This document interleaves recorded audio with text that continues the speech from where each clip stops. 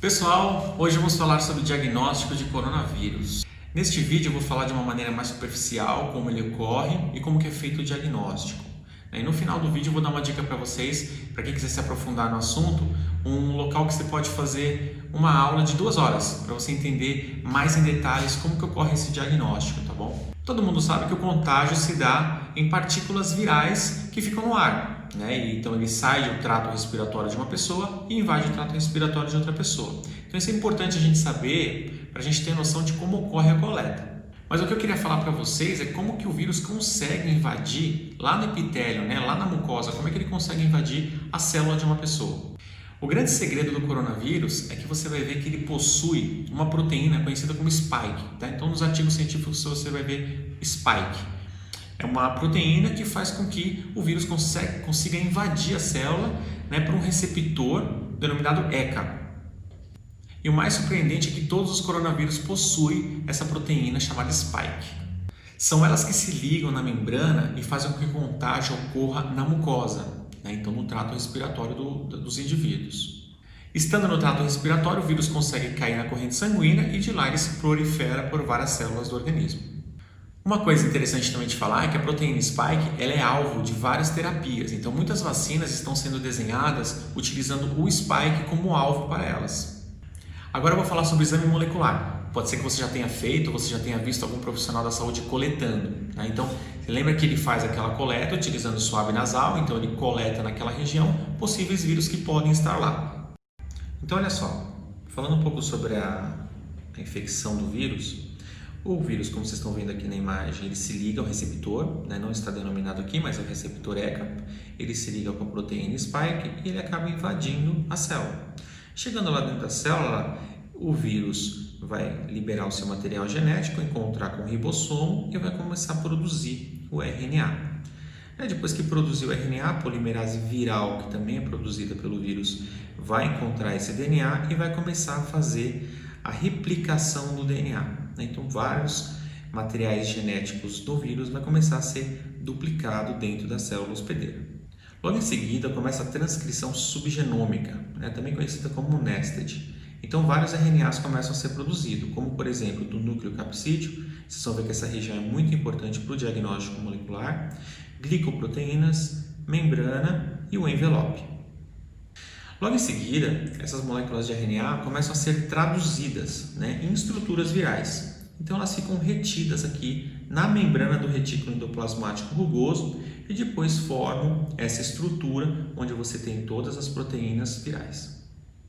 Logo em seguida, o vírus é montado e ele é exocitado da célula para infectar novas células. Então, vamos dar uma olhada mais de perto como que um vírus é estruturalmente. Então, vamos lá, a glicoproteína, que é o spike, essa região aqui em verde. Depois nós temos o núcleo capsídeo, a membrana, o envelope e o RNA viral. Se nós dermos um zoom aqui no spike, vocês vão ver que a gente tem aqui já algumas estruturas que alguns cientistas já estão determinando como que é essas estruturas, porque ela é muito importante para a gente estudar e conhecer um pouco mais os vírus. Então agora dando um zoom aqui no material genético, vamos ver como é que o material genético do vírus está composto.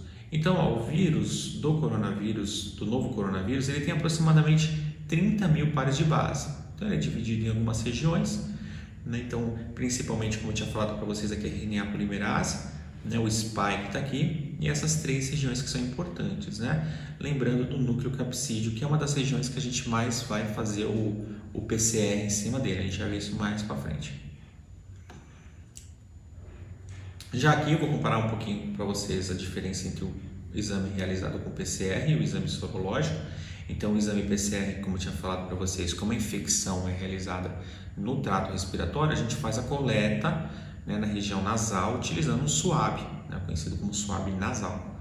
Em seguida, a gente leva ele para o laboratório, faz a extração do RNA, depois fazemos a transcrição reversa e depois o real-time. A gente vai ver isso mais em detalhes mais para frente. A dificuldade desse procedimento é bem maior quando a gente compara com o exame sorológico, o tempo de diagnóstico é bem maior. Em caso de pandemia, esse tempo até aumenta, porque a gente tem uma demanda muito grande. Esse teste, que é o molecular, que é o de PCR, a fase de detecção dele ocorre quando o indivíduo está na infecção precoce e na infecção avançada, né? Já na fase de recuperação a gente não consegue mais detectar esse vírus. Já no exame sorológico a gente faz a coleta da amostra, separa o soro na centrífuga e depois faz uma reação conhecida como ELISA, né? E depois da ELISA a gente detecta se o indivíduo tem anticorpos. Se ele tiver os anticorpos, significa que ele já está protegido. Aqui a dificuldade não é tão grande, né? E o tempo diagnóstico é mais rápido. Você já deve ter visto esse exame de farmácia, que é realizado por cromatografia. É diferente do ELISA, tá? Mas ele também tem um tempo rápido, assim como esse teste sorológico.